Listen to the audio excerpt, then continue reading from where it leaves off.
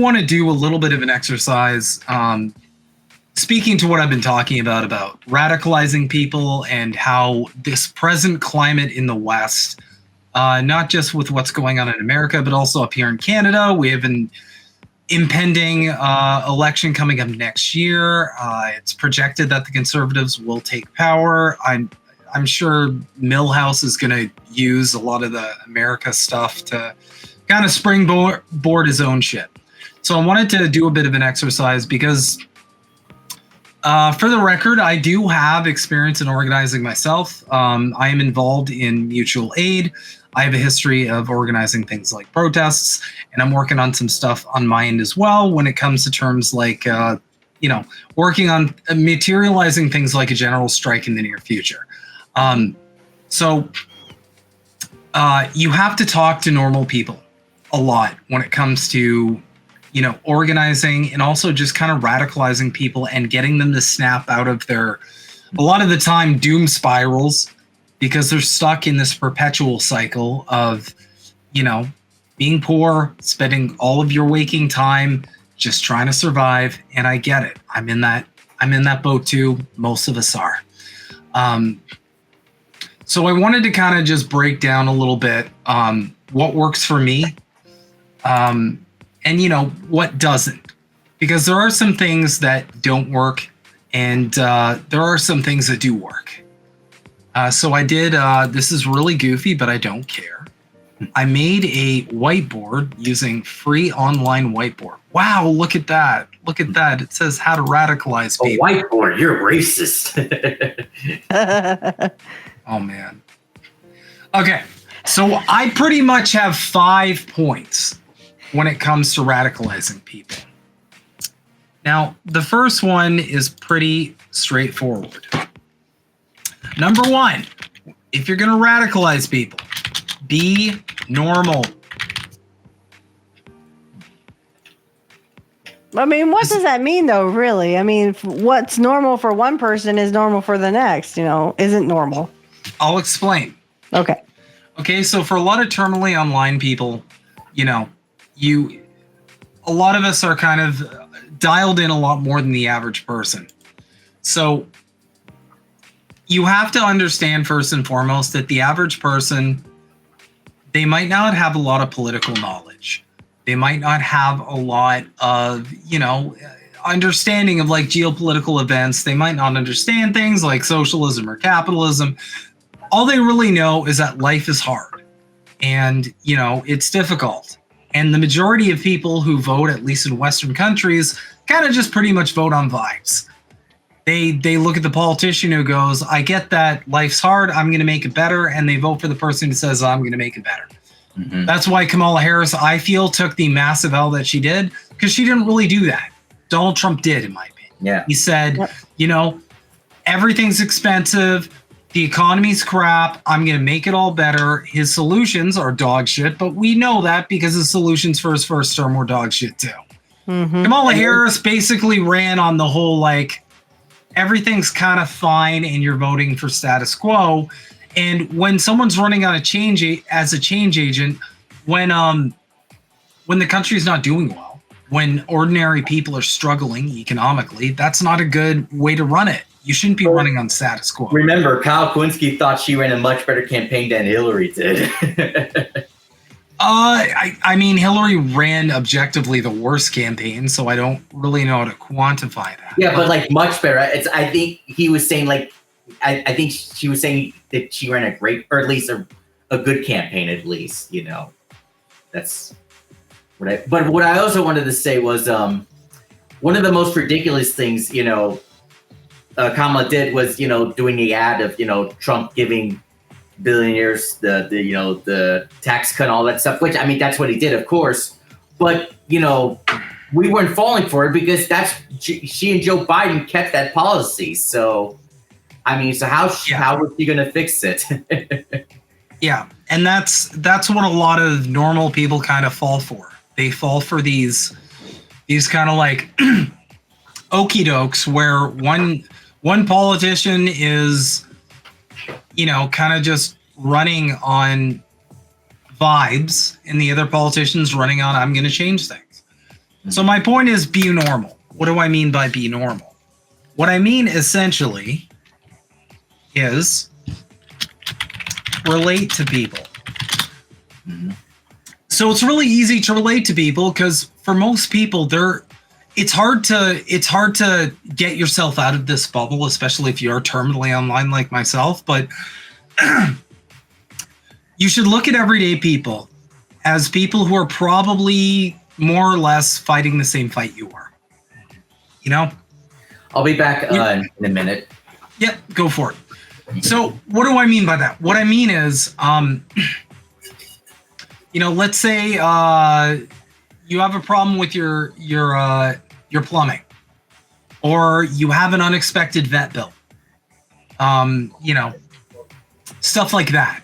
My son gets sick and I have to take him to the doctor or the ER. Yeah. Exactly. We all have those common struggles. And it's kind of a panic because it's like, oh my God, we're barely scraping by and now we have this extra expense. I don't know how I'm going to deal with that. Understand that the average person is going through exactly what you're going through too. I feel like the West has always had this kind of need, at least up here in Canada. I'm sure it's the same in the States though, where everybody's trying to project an image that they're doing better than they actually are. And I think that's a big part of like capitalist propaganda, insofar as you are trying to project the abundance that you may not necessarily have because it's a better image than, oh my God, I'm struggling, it's hard to pay the bills, blah, blah, blah. So, when you relate to people, what I mean by be normal is understand that most people you talk to, you'll be able to instantly relate to them because they understand the same struggles you are, right? If your dog eats something crazy and he has to have surgery to get it removed, and that now puts you in debt and you're struggling and you don't know how you're going to make rent. The overwhelming majority of people that you talk to on the street, those people you talk to online, they're going to have that exact same anxiety. That's the kind of stuff they're going to understand. And the sooner you can get those points of relation where you get people to relate to you and you have that connection of like, oh my God, yeah, like, why is everything so expensive? I can barely get by. You're going to make a connection, and all of a sudden you're going to form, at least this is how I've been successful in doing so.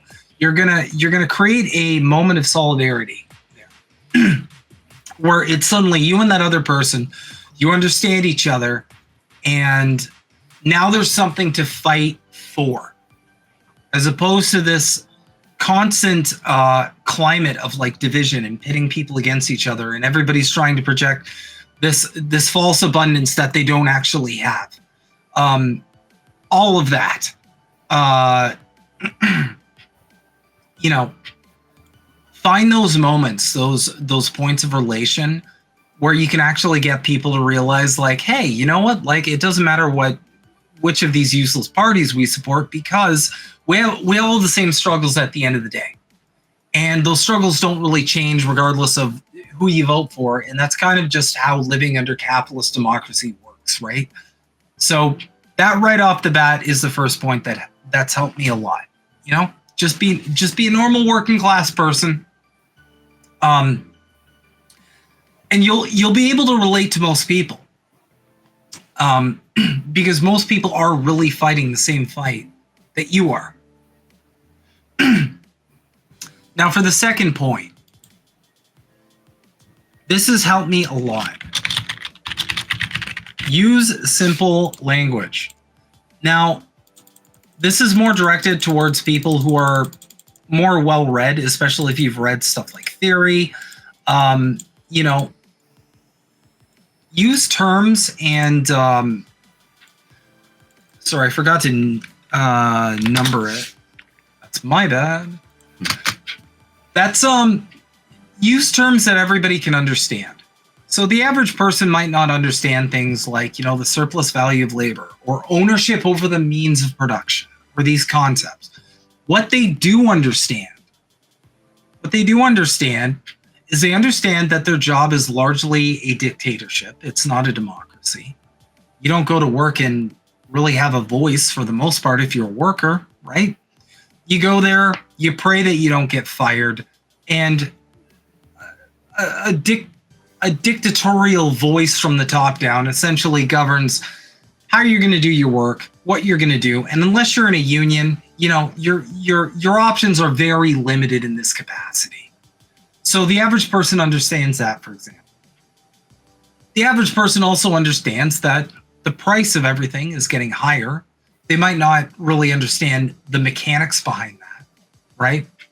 But they understand that the price of everything is getting higher and their wages they're not matching that. Their wages aren't rising to meet the increase in costs, or their wages just aren't enough to cover basic costs to begin with. Most people understand that too. Simple language is like, yeah, like, why don't any of us make enough? Or like, crap, I got 2 jobs and I can still barely afford rent. This is simple language that helps people out.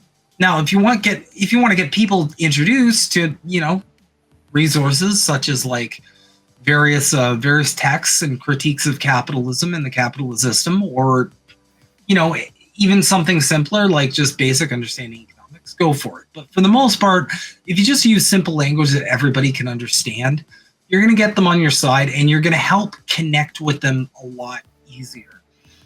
I have certain like socialist friends, for example, who, I've kind of had to work with them a little bit because they try and like get into like really complicated topics and break things down in like a complicated manner to the average person.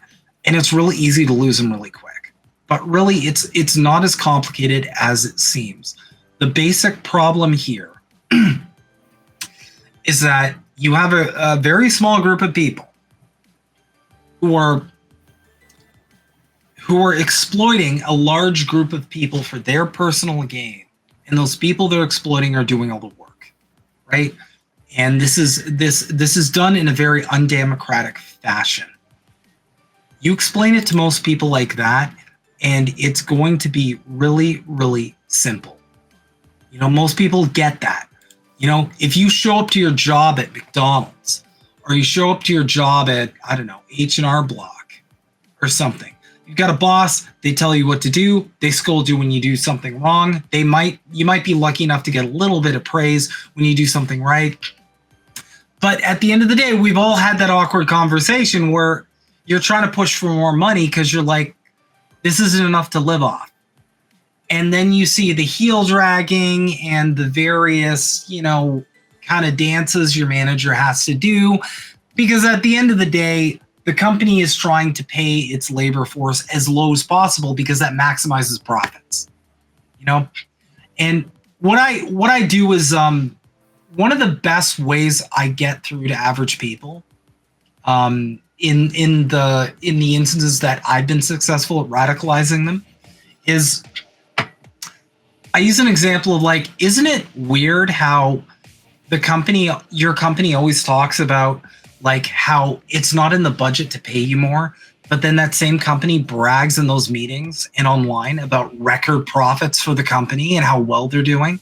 Isn't that kind of weird how they're so poor when it comes to paying you more, but they're doing so well when it comes to like expressing messages to their shareholders or like projecting an outward image of how well their company is doing? Because we all go through that, right? A lot of us have seen that where a business is going to be like, we're doing so well. We are doing so amazing. Also, we can't afford to pay you that extra $1 an hour that you're asking for. Everybody gets that. Everybody understands that. And that brings me to my next point, number 3. So before you move any further, I just want to mention I got to get off now. Okay, man. Yeah. Yeah, I might have to leave soon too. All good. It was great being with you guys again. I'll be on with Angel in the afternoon tomorrow with Angel Rivera at 7 Eastern. So don't forget to watch. So and you'll also be on with Pro Wrestling Talk at 9 o'clock Eastern. Yeah. Yeah, you will. All right. All right. Well, thanks for coming on, man, and have a good night. Always a pleasure. You too. Mhm. Bye, little brother. Bye. And hi, Steak. How are you, Steak? I In love chat. steak. I know. I love Steak too. I always talk to him in the Kit Cabello chats once in a while. Steak sticks up for me as much as he can. Nice. So, point number 3 is pretty simple. Speak to people's needs. So this is related to the other two somewhat, but basically, talk about what's important to people. Now, what's important to people in their everyday life is, for the most part, they're looking to pay the rent. They're looking to be able to afford food. A big point of radicalization over the last like about half a decade, for example, is talk about like how you dread going to the grocery store because you just see all the items get rung up at the grocery store and you're like, oh my God, how did that come out to $60? How did that come out to $150? Right off the bat, you're speaking to a need that most people have, which is, the fact that food is unaffordable. And, even if it just comes up to $40, some person could be making so little at the job that they don't really, that's like a dent to them. And that's something they're going to struggle with. I feel like if you speak to people's needs and focus in on that, or, the cost of rent, that's a huge one too, especially if you live in a city. If you live in a big city, rent can be half the paycheck. I know some people that it's like 3/4 of the paycheck, and then they just have the rest to survive on. And that's just having a roof over your head and somewhere to go to the washroom and somewhere to sleep. Like, these are all things that your average everyday person, regardless of the political beliefs, regardless of their, their thoughts on most topics, are going to understand. How much, your internet bill costs, your phone bill, how little you make at your job again. That's always a big one. That's a huge one. Because most people, they just feel like they're getting screwed. Because we're in this culture right now where you're getting work to the bone. For most people, every day at work is stressful. It is for me, I know that. It's unbelievably stressful. I am pushed every minute of the day to work as hard as humanly possible. And, most people are getting squeezed for all the productivity they have. And they're not making the money that makes that feel worth it, which is really, really, really distressing. Because your mental health isn't great during the day. And then it's not great during the night either, because after that full day of working your ass off and giving 200%, you don't even have enough to take home to survive on. I agree. See, I'm not in the same situation, even though I technically am getting screwed because, it's a small business and they can't. There's a period there where we're a small business for a reason. And we're trying to attract more customers so that we can get a little bigger. You know what I mean? So I love the job I do, and I love my boss because he's so laid back and, get to it, when the customer wants you to. So like if the customer's gone on vacation or something, I can get to their computer whenever, it suits me because I know they're going to be out for a week, and they're not going to be pressuring me to get it all done right now. So, and again, my boss does the same thing, even though he only comes in for like 1-2 hours a day. But and I'm working that majority. And so I do see some of it. Yes. Because instead of, if he doesn't show up, like, let's say I open at 9:30 and he doesn't want to come in till 4:30. Well, now I've spent all that time and I can't go get my son off the bus. I can't come home early and get my son off the bus because I have to stay there because I'm the only person there. I can't just close up and say, well, I'm just going to go get my son off the bus. I can't do that. That's not how you run a business. So I kind of get, what you're saying. It's just, I mean, I like my job. I like what I do. So but I feel the pinch that, sometimes I'm like, well, I can't pay this bill this week or this month because I've also been able to radicalize a lot of even small business owners because the inherent contradictions of capitalism, they apply to small business owners too. So this is a big part of what Marx talked about with one of the internal contradictions of capitalism. So you have a bunch of customers, right? Those customers don't have enough purchasing power to be able to spend as much as they would like to. So for small business owners, I'm like, do you feel like you get enough customers? Do you feel like you get enough business? A lot of them say, well, no, we could use more business. And it's like, well, yes, because I'm sure a lot of people would like to give you their business, but they do not have enough purchasing power from their own revenue streams because the majority of your customers are going to be working class. They don't have enough money from their revenue streams to be able to do that. So for example, and I always try and custom tailor this as an example. You work in computers. Now, if someone's computer breaks down, let's say, let's make it gruesome. The ultimate fried motherboard. Which happens on a much larger scale. But go ahead. Motherboard is caked out. It's just done, right? Now, a lot of people, they can't afford to get a new one. So for them, it's like, okay, well, I guess I'll just use my phone. They would like to take their computer in and get it fixed, but they do not have the purchasing power to be able to take it in and get it fixed. And for you, that means less business because it's like, wow, I would love to take my computer to Miss Witchy Incorporated. But I can't because I don't have, if I spend that money on getting my computer fixed, I won't be able to make rent this week. And I've had several customers that had to do that. And the nice thing is my boss will, if it comes down to that, we will do like a payment plan where you can just kind of make payments. You know what I mean? So he's kind of lenient on that. But I mean, there's some things where I wish he would just not do it because for example, the other week, I had a customer and it was like $200 worth of stuff. And, my labor plus, cause I get commission on everything I sell plus everything I fix. And this woman had like over a $200 bill. And literally because she came in and there was a misunderstanding between her and my boss, he literally didn't charge her. So I lost commission plus I lost, my labor for all that. It didn't mean anything to him.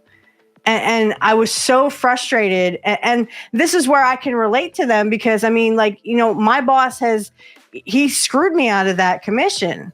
So there's more money taking out of my mouth. Well, my son's mouth. Okay. I work for my son.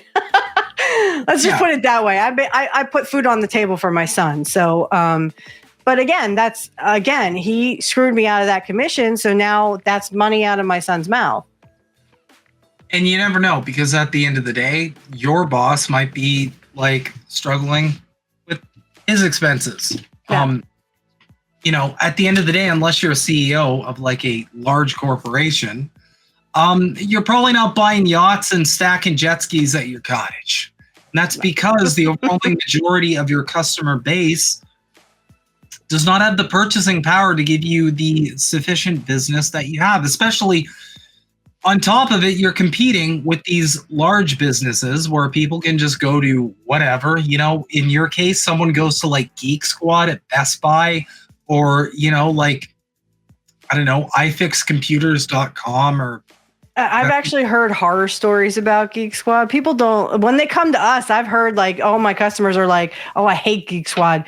I had a couple from Maryland literally come all the way from Maryland to, Lancaster County, PA, so they could get their computer fixed, because the local computer people say, no, we're not going to fix it. It's too darn old. Then why are you a computer business? If you're not going to fix them, why are you a computer business? And that's another point too, because again, because of the capitalist structure, a lot of people they hire for Geek Squad are just people they can get for the lowest wages, because people and literally know nothing about the computer. I know more than they know. I have this one story where this was before I was even like a supercomputer nerd, but I remember taking my computer in as a kid, and I was pretty sure it was a power supply, but I was like, these experts obviously know more than I do. Mm-hmm. So I took it in, and I'm like, I'm pretty sure it's the power supply. And they spent like a couple days running diagnostics. And they're like, we think it's the hard drive. And I'm like, are you sure it's not the power supply? Would it even boot up? That was my argument, because I'm like, it's not booting up. If it were the hard drive, it wouldn't boot up. It would boot up and then not proceed on the fucking the boot priority list, right? Right. That's what would happen. Right. So after several days later, they begrudgingly admitted it was in fact the power supply. And I didn't have enough. It didn't have enough juice for my GPU. Right. Which is a noob mistake on my part. That's my noob sauce. But all they would have had to do was stick like little probes in them to see how much electricity was being, put out. And boom. It's the power supply. Or just like literally, I did this for a friend. You look at the card, you look at the PSU. Mm-hmm. And then you're like, okay. Your power supply is not able to power your graphics card, and that's no shit city. That was it. So, or they could have done what I did, which was swap out the power supply. It turned out it wasn't the power supply; it was the motherboard. So I'm just like, oh, screw it, just give it ours. Just give them ours. They can buy ours.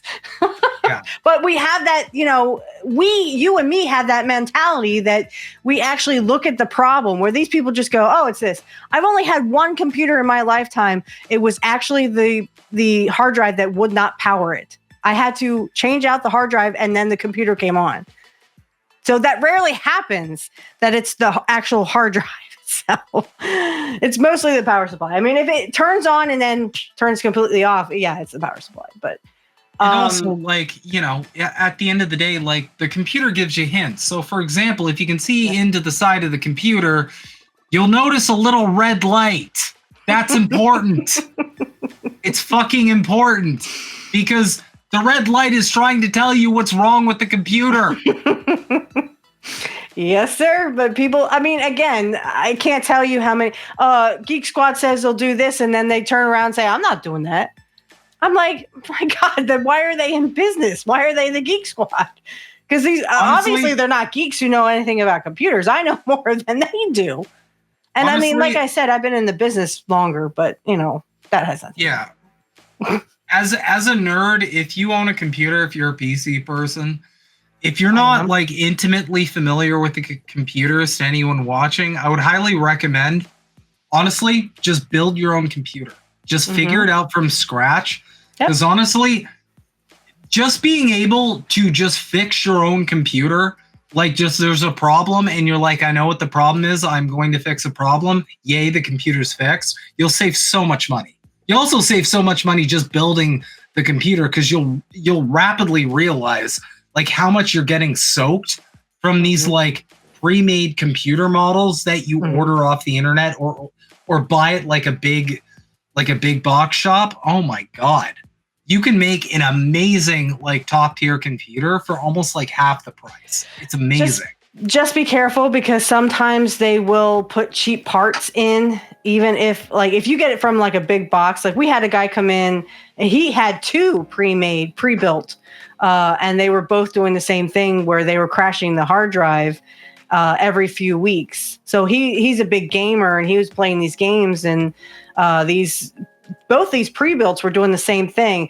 What my boss did, he loves that gaming stuff. He actually put more thermal paste on it, or new thermal paste, because that's just shit anyway. He got this like Gorilla thermal paste. It's like, it's awesome. It's not the cheap stuff at all. And then he also, there was a cheap part in it that was screwing up with the hard drive, and that's why the NVMe was, going out all the time. It's just because they put cheap. So just be careful. Like, the guy got it off of Newegg, the one off of Newegg, and then the other one off of I want to say Amazon, but that doesn't sound right. But anyway, just be careful if you do that, because again, they will put cheap parts in it. And then you'll be back with me anyway, and I'll be like, okay. Why is this so cheap? You're muted again, dear. You're muted again. Yeah, we can't hear you. I'm sorry. Okay.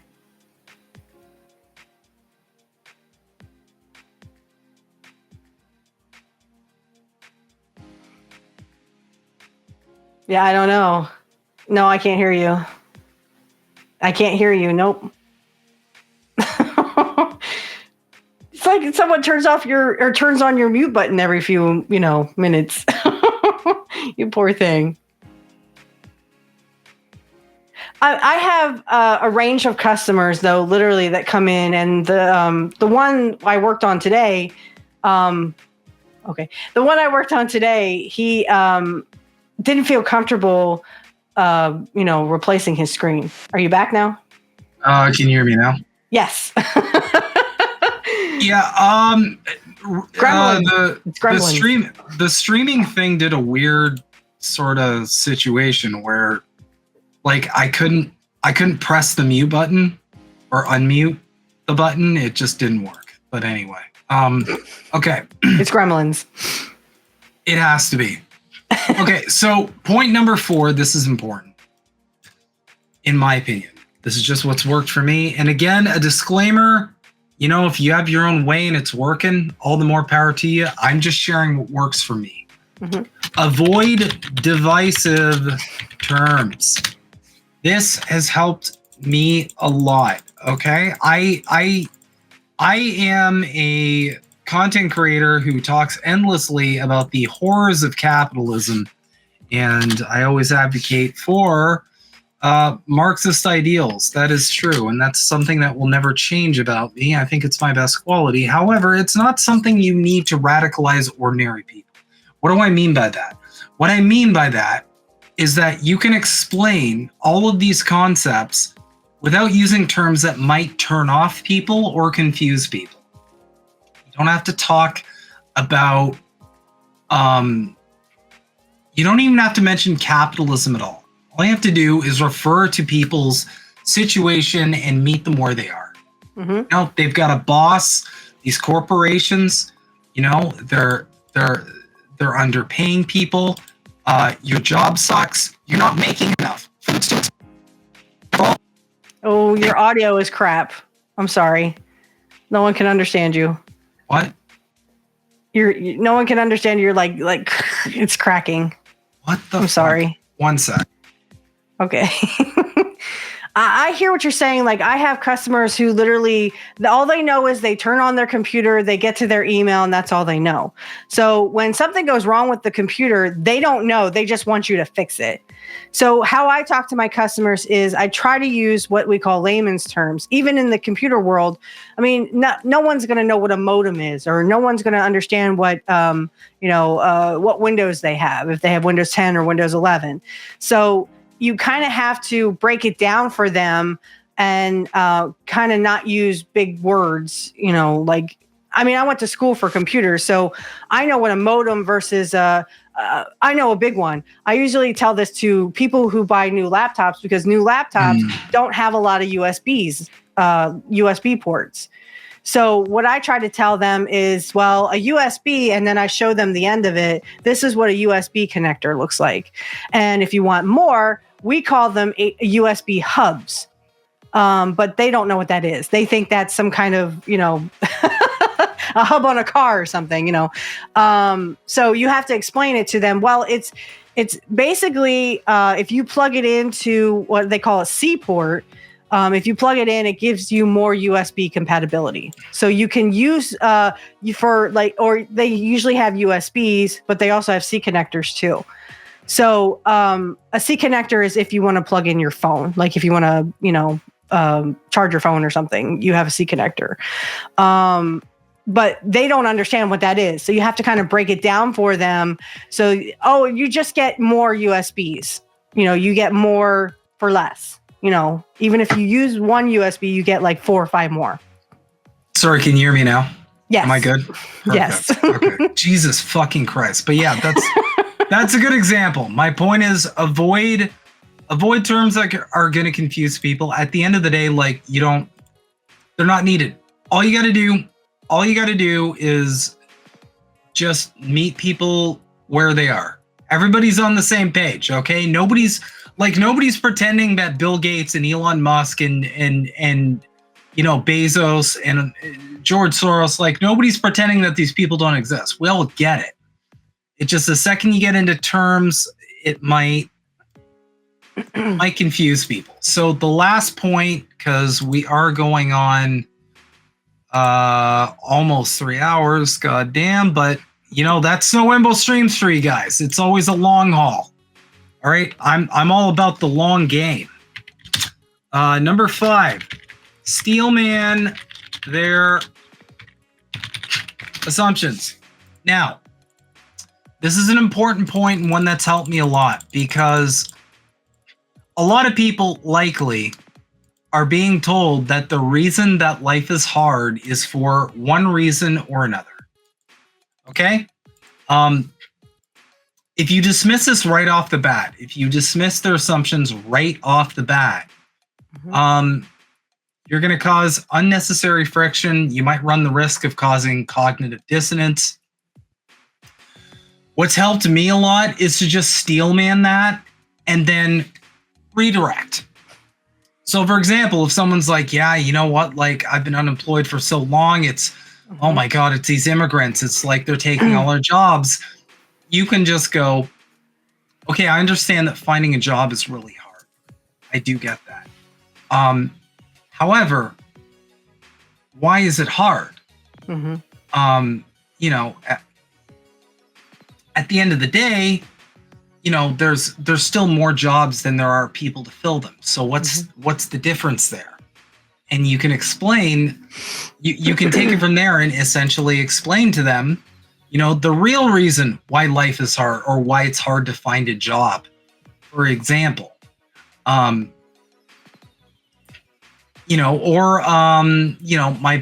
boss doesn't pay me enough, and that's because of insert scapegoat here. You can just explain, well, have you ever thought that maybe the company you work for doesn't pay you enough because they have an incentive to not pay you enough because that makes them more profits? And then you can get into the whole conversation. This helps me just because I've been in these meetings. I've been in these management meetings. And this is something that radicalizes people quick, especially if you're trying to get something like a general strike going or anything that's going to disrupt capital, period. The people in these meetings obsess over like even a slight decline in their profit, anything at all. This is also a good argument for boycotting companies, especially ones that's BDS, for example, any companies that support Israel and the actions they're doing in Gaza. These motherfuckers, don't let them fool you for a second. These motherfuckers obsess over their profits. If it dips a slight bit, they have metrics. They have analytics on that shit. They are fixated on figuring out any reason why their profit might dip like a centimeter from where it went before. And who do they always blame? The workers. Oh, it must be because we have too many workers, so we're going to lay off a bunch of people. Right. So my point is, like these people are also, I'll give my one of my old companies, the one that laid us all off for, like offshoring all the labor so they could pay like $2 an hour. All of their managers, like their upper managers, they would get a bonus. They would get really fat bonuses if they could like stay within their budget. And they were basically given free reign. However they wanted to do this, it was fine. So they were literally incentivized to not pay their workforce more because they would miss out on their bonus if they jeopardized that budget. And it wasn't like they would get penalized at all. It's just they would make way more money if they figured out inventive ways to minimize the cost of labor. Now, that's an example I use to kind of explain to people, this is not only why it's hard to find a job. Okay. It's hard to keep one, too. It's hard to keep one. And it's also why you're never making enough at whatever job you go to. Right. Because it's not just that it's hard to find a job. It's that when you get the job, and I explain this from my personal experience. After I got laid off, I took a whatever job for like a year. I took a whatever job and it paid garbage. But the fact that, just taking a whatever job means like you literally cannot survive that's the whole point of the problem. If you're spending your life working 8 hours a day, and this is what you can always reach normal people by talking to. If you're spending 8 hours of your life, the only life you know, well, depending on your beliefs, this life, for example, until the simulation ends and you're unplugged out of the matrix and you realize you've actually been a dragon that's been asleep for 500 years in a slumber, experiencing the human simulation. I'm going to cut my ADHD off there, but my point is, in this life, you are spending 8 hours of your goddamn day, most of your time that you're awake, you are spending that working for someone else.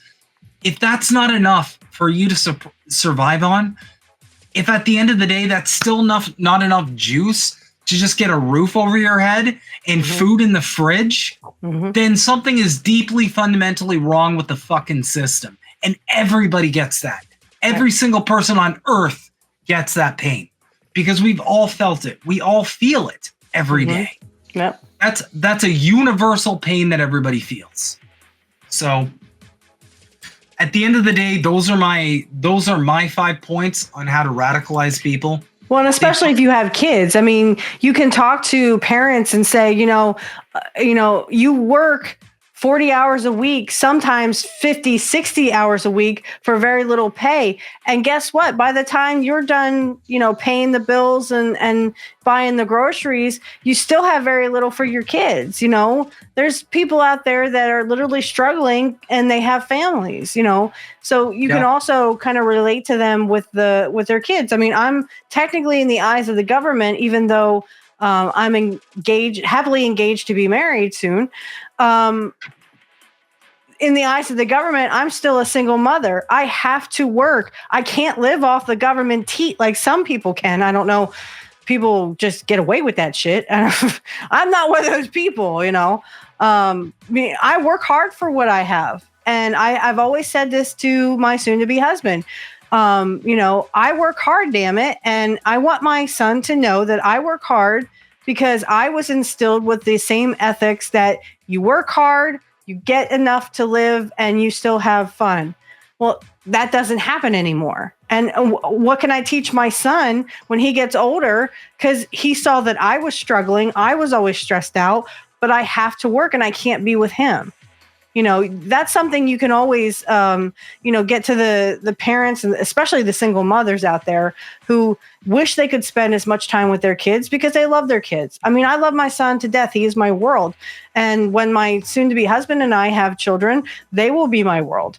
But I mean, the fact that two people have to work to make ends meet, and then they're barely making ends meet, they barely have enough for their kids. It's just heartbreaking. And everyone can also relate to that who's also a parent. And even if someone's like even if someone's on welfare or even disability, like that shit isn't carrying you anywhere. Welfare isn't enough to even pay rent. Nope. So what does it matter? It's not enough up here, and I know for a fact it's not enough in America. Like, it really isn't. If you're on welfare, you're probably homeless or staying with someone. Like, that's not a life. Even if you're on disability. Up here in Canada, disability literally is not enough to afford a bachelor apartment like anywhere. Yeah. So you're still screwed. We don't have good enough social safety nets to even carry people through the times where things get hard or they get laid off or whatever. You know, you have to essentially luck out and hope that you get another job, or you run the risk of losing absolutely everything. That's another good thing to radicalize people, especially if they've ever been homeless. Right. And here's the thing. I live with my dad right now because I can't afford to live on my own with my son. So, and my dad's on Social Security. And I keep telling my dad, you know, if you want more money, you may have to get a part-time job. And now he has a 401k, which he turned into an IRA, and he's living off of that. But what's crazy is they only give him $500 a month out of this 401k, which was turned into an IRA. I'm like, you have a X amount of money in this IRA that you've been putting into a 401k all your fucking life, and they give you $500 fucking dollars? What the fuck is that? That's your money. That's your money. They should be giving you a couple of thousand a month, not this bullshit $500. What the fuck is that? What the fuck is that? Yeah. And he agreed with me, and he took a loan out of this IRA. I was like, you shouldn't have to take a loan out of your money where they give you, a set amount and that's how much you borrow. But I mean, it's crazy. Like, my dad can bear on Social Security. If he had to live off of Social Security by himself, he would never make it. That's why I have to help with the bills, because he wouldn't make it, because our rent is literally through the roof. It's ridiculous. Just a great, I've seen so many depressing situations. I've seen big families of people struggling, hungry, half of them drug addicts with kids walking around. I'm talking about 20 people living in a single wide trailer house. Yeah. That's because everyone has to pull their own weight. And this is going back to, people on drugs, excuse me, or getting addicted to drugs are mostly poor people who have nothing else to lose. They ain't got a pot to piss in or a window to throw it out of. So they figure, well, I ain't got nothing else to lose, so I'll just get addicted to drugs, and this is what happens. And they want to turn to, let's blame the people lower on us, the immigrants on the lower scale. That comes from the top up. That's literally coming from rich people. Yep. And this is a really good point, and I have a rebuttal. Not a rebuttal, but something to add to this. There are people who can be radicalized, but there are people who are not psychologically ready, and we are in a time where it is important to tell the difference quickly. Correct. But you can kind of, at least I've been able to tell that really quickly. If people aren't open to having that discussion, or if at the end of the day, they're just not about it, just move on. You're not going to be able to radicalize everybody. That's an important thing. Yeah. There's a lot of sheeple out there. I know there's a lot of sheeple who worship the rich, or who worship, they think all the problems are going to be solved with Donald Trump or with Harris, or, name your favorite politician. They have a favorite politician. So there's always going to be sheep out there that worship the people who they think are going to save them, but who are actually counting on their demise. Yeah. And, at the end of the day, I just the way I do it is this. I ask myself, like, am I on the same page with this person? After talking to them. And if the answer is no, that's fine. Just move on. You don't need to get everybody on the same boat as you. At the end of the day, like, some people won't be. They'll be like, no, this politician X will definitely fix everything. Great.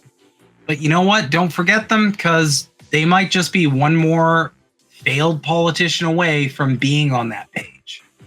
Because it's always the same story. Everybody has a turning point where it's like, oh my God, like I really thought my vote was going to do something. And then it doesn't.